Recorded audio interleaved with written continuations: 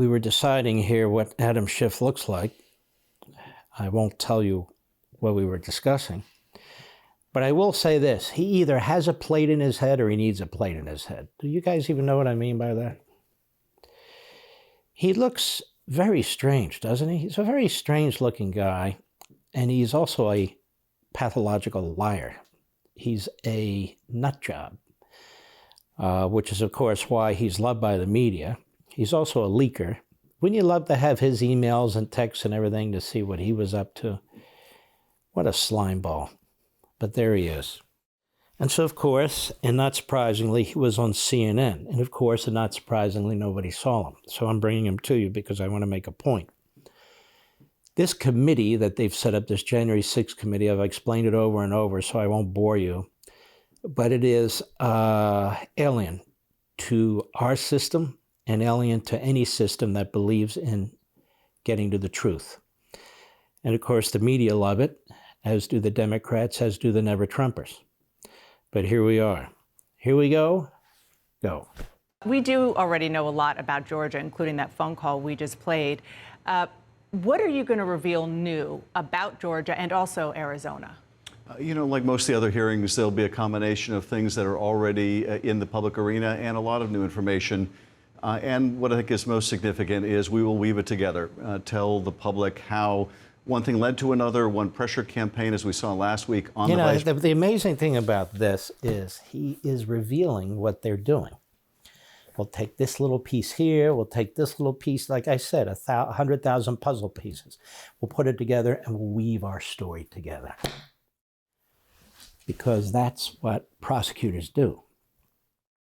And then the other side unravels it.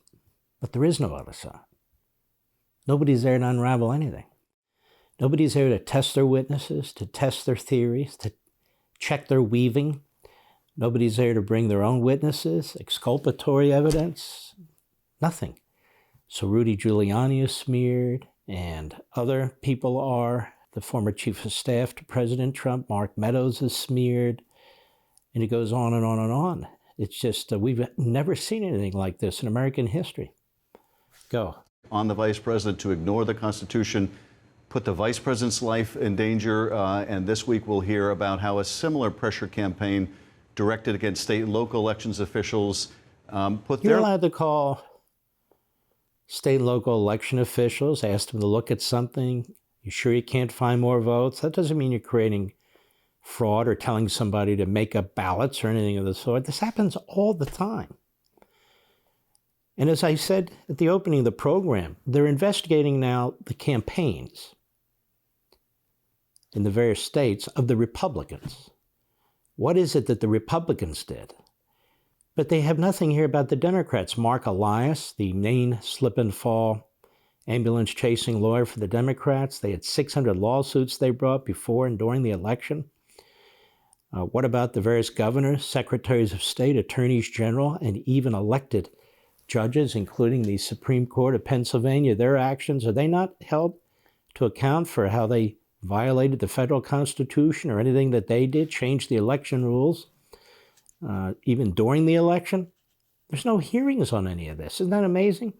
They say they've called 1,000 witnesses, but they left off the 1,001 witness, Nancy Pelosi. Does this sound like a hearing about January 6th anymore? Now they try and slice it in where they can, but it's really not. This is just an effort now to attack the election activities of the Republicans and of Donald Trump. Go ahead. And similarly, the president was told this scheme is essentially something that his own lawyers couldn't justify. But yet he pressed on, uprooted people's lives, put their lives and our democracy very much at risk. Your hearing will include evidence about Trump electors in battleground states who submitted fake Electoral College ballots, even though Trump lost. They submitted fake Electoral College ballots? I don't even know anything about this, but they must have submitted contrary ballots. Fake, contrary, whatever. I have no idea.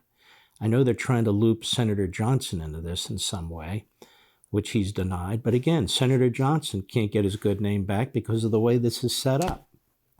Go ahead. These states that we're talking about. We have already heard that campaign officials, Trump campaign officials, were involved in that. Do you have evidence that the former president himself was involved? Yes, we'll show evidence of the president's involvement in this scheme. We'll also, again, show President's involvement in what scheme? They've got so many schemes going, I don't even know what they're talking about. Fake electors or lobbying officials or lobbying state legislature? What are they talking about? Go ahead. Evidence about what his own lawyers came to think about this. See, that's the predicate. That's what I picked up on very quickly. What did his own lawyers think? His own lawyers said, don't do it, Mr. President. You have no legal authority. You have no constitutional way out. It's illegal. Don't do it, Mr. President.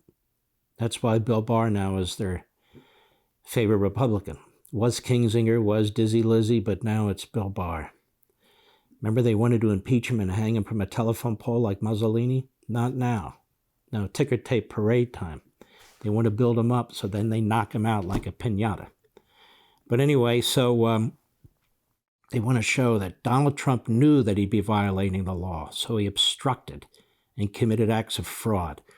Now, these statutes they talk about have nothing to do with this, but I am very worried about the judges and the U.S. Attorney in Washington, D.C., where Donald Trump will not be able to get a fair shake. It worries me a lot. Go. And we'll show courageous state officials who stood up and said they wouldn't go along with this plan to either call legislatures back into session or decertify the results for Joe Biden.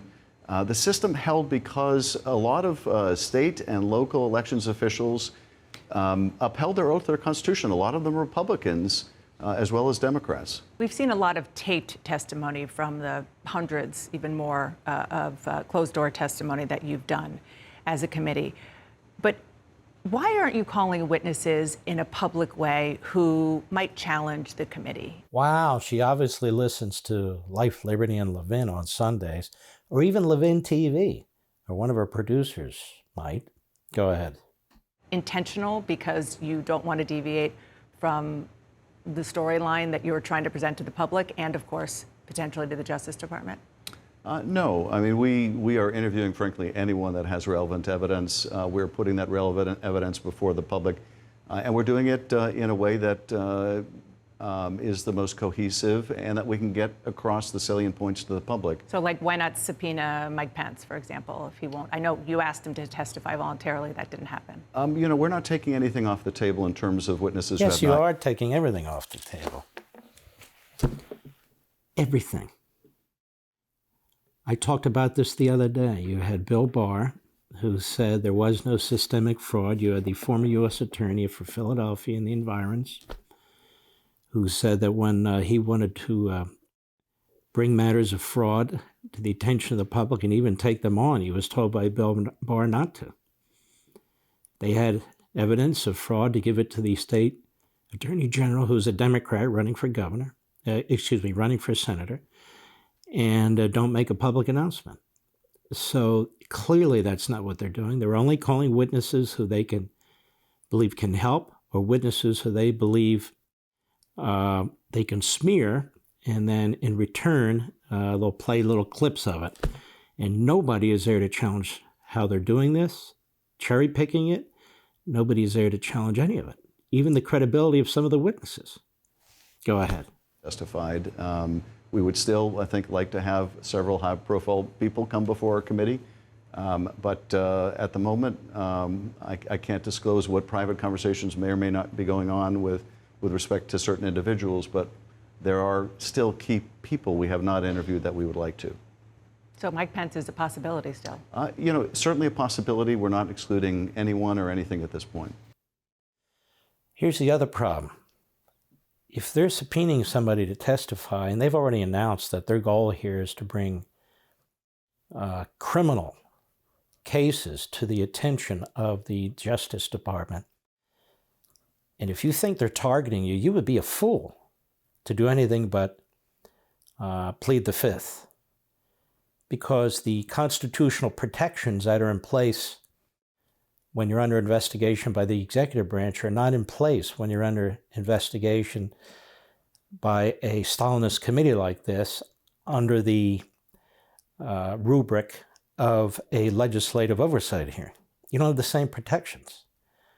So anything you say can and will be used against you without the ability to object to certain of the information, without the rules of evidence, without the criminal code, without all these other things that are put in place for the purpose of protecting the individual. It's the whole point of the Bill of Rights, to protect the individual from the government. Well, that doesn't apply for the most part. And they've subpoenaed some people who they know will have to plead the Fifth, and then they mock the person when they do. But I'm talking about people who would contradict some of their witnesses in testimony, contradict them. We know nothing about the Speaker of the Arizona House of Representatives, except he recently got, just like Liz Cheney did, an award from the John Kennedy Library and Foundation, a Profiles in Courage Award. They're handing them out to these Republicans who are testifying like they're handing out, lollipops. Want to see more Mark Levin? Go to LevinTV.com and subscribe now.